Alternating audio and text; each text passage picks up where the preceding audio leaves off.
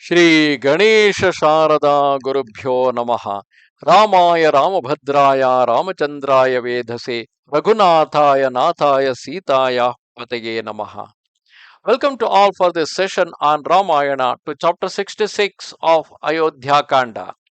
In the previous chapter, we saw finally King Dasharatha, after explaining what the mistake he did during his younger days, and because of which he is cursed to die while his sons are away. And in the same way, he met with the fate, he grieved the loss, and he had given up his life. All his consorts came to know about the demise of the king. Kausalya placed the head of the dead king, resembling an extinguished fire or a waterless ocean or the sun without luster, on her lap, and oppressed with grief, thus addressed Kaikeyi: O Kaikeyi, your ambition is fulfilled. Now rule without further opposition. Having abandoned the king, enjoy the kingdom with your son.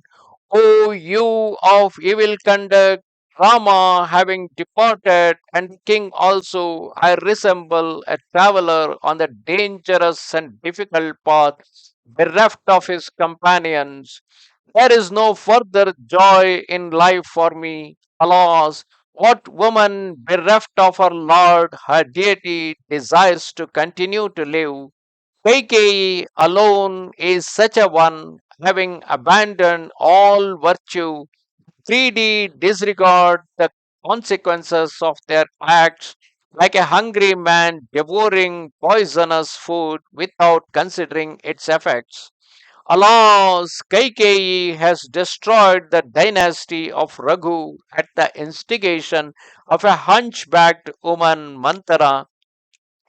How bitterly will King Janaka mourn on hearing that King Dasharatha, urged by Kaikeyi, has exiled Rama together with Sita, his consort.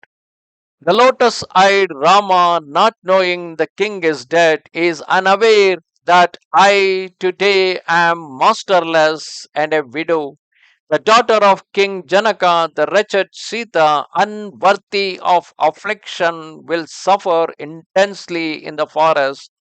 Hearing the fearful roar of lions and tigers in the dark night, she will cling in terror to Rama. The aged Janaka, whose only child is Sita, will assuredly die of grief when acquainted with the sufferings inflicted on his daughter. I today, in devotion to my Lord, will enter the blazing fire, embracing his body. Hearing these words, the chief minister, versed in the tradition, drew Queen Kausalya away from the body of the king, and placing it in a vessel, placed that body of the king in a vessel filled with oil to preserve it, performed the requisite ceremonies. Because all his sons are not there, so the further ceremonies cannot be done until one of his sons arrive at the spot. The counselors, acquainted with the time honored duties, were unwilling to cremate the body of the king in the absence of the prince. As the body was lowered into the oil filled vessel, the women of the palace wept bitterly, exclaiming, Alas, the king is dead! Lifting up their arms, shedding tears, and wailing pitiably, they cried, O king, having separated us from the sweet speaking Rama, why have you too abandoned us? How shall we live with the evil minded Kaikeyi, who has exiled Rama and slain her lord?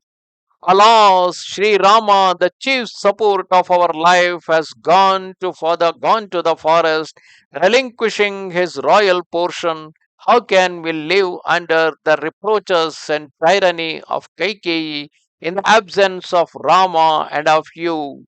Will not she who exiled Rama, the mighty Lakshmana and Sita, and abandoned the king, abandon us also?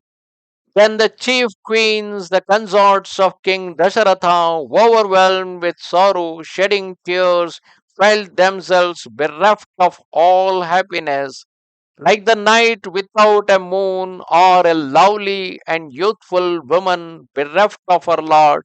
The city of Ayodhya appeared stricken, filled with men and women weeping and lamenting. The city was unswept, its ways unadorned.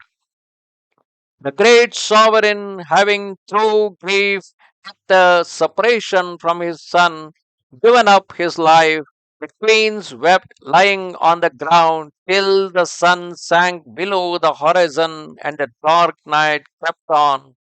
The friends and relatives of the monarch, taking counsel together, being unwilling to cremate the body of the king in the absence of his lion, in the absence of his son, laid it therefore in a vessel of oil.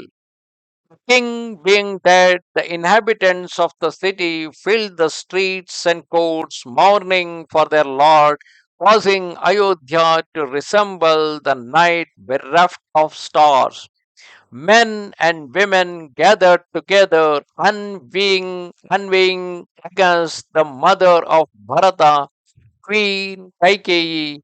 All were distraught and bereft of joy.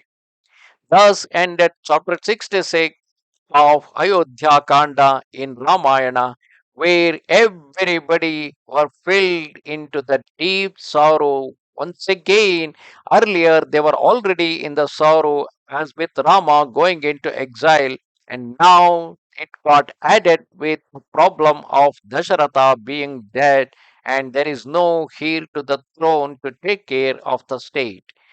नमस्ते शारदा देवी काश्मीरपुरवासिनी त्वामहं प्रार्थये नित्यं विद्यादानं च देहि मे. Goodbye.